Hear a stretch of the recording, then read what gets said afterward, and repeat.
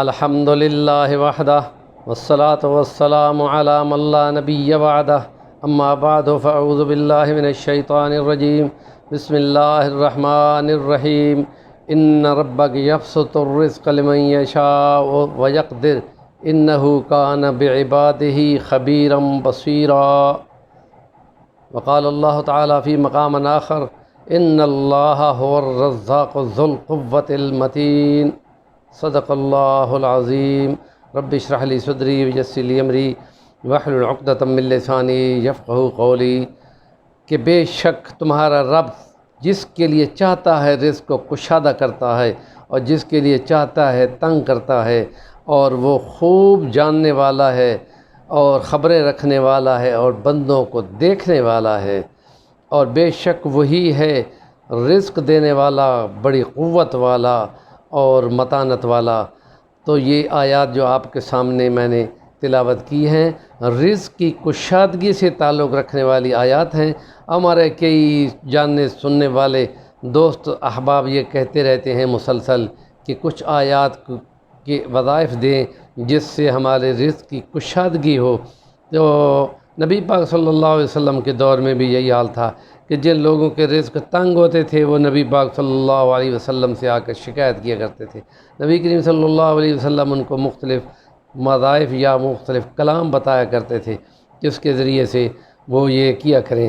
حضرت نوح علیہ السلام نے بھی اپنی قوم کو کہا تھا وَقُلْتُ اسْتَغْفِرُوا رَبَّكُمْ إِنَّهُ كَانَ غَفَّارًا يُرْسِلِ السَّمَاءَ عَلَيْكُمْ مِدْرَارًا وَيُمْدِدْكُمْ بِأَمْوَالٍ وَبَنِينَ وَيَجْعَلْ لَكُمْ جَنَّاتٍ وَيَجْعَلْ لَكُمْ أَنْهَارًا۔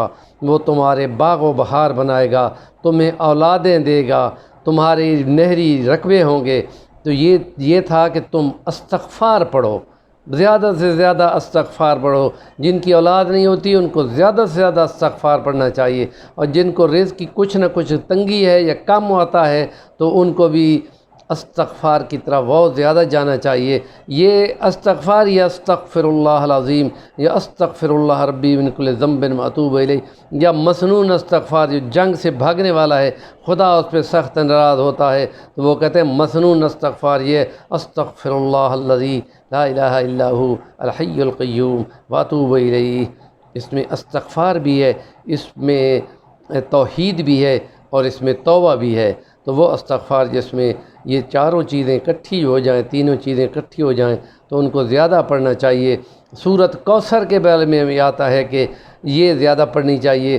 اور ایک پیر صاحب نے پچھلے 10 دنوں میں اپنا ایک فنکشن مکمل کیا تو اس میں انہوں نے فرمایا تھا کہ سورۃ قریش کو ہر نماز کے بعد 7 بار پڑھو، اول آخر کوئی والا بھی درود شریف جیسے صلی اللہ علیہ وسلم درود شریف ہے اس کو اول مرتبہ 7 مرتبہ درود شریف، اور جب 7واں سورۃ القریش لإیلاف قریش پڑھ لو تو اس کے بعد پھر 7 مرتبہ درود شریف پڑھو، اور اس کے بعد تم دعا مانگو، اللہ پاک رزق کی کشادگی کرے گا۔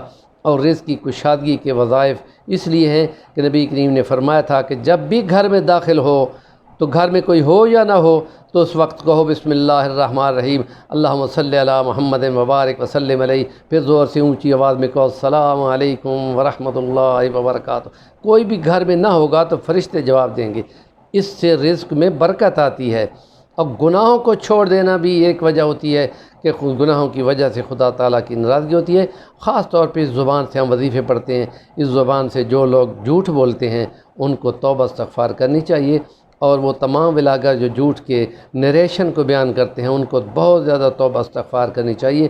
اسی کے قرآن کے زبان میں ان کو فاسق اور منافق کہا گیا ہے۔ اللہ پاک نیکی کی بات کو ابلاغ کرنے والا، آگے پہنچانے والا، اور نبی کا فرمان ہے کہ جو اچھی بات کو آگے بیان کرتا ہے الدال علی الخیر کفاعلہ، گویا کہ وہ خود عمل کر رہا ہے۔ تو ہمارا چینل صفی الرحمن الوانی ضرور سبسکرائب کر لیں تاکہ کہ نیکی کی بات کو آپ آگے پہنچانے میں حصے دار بن جائیں۔ جزاکم اللہ احسن الجزا۔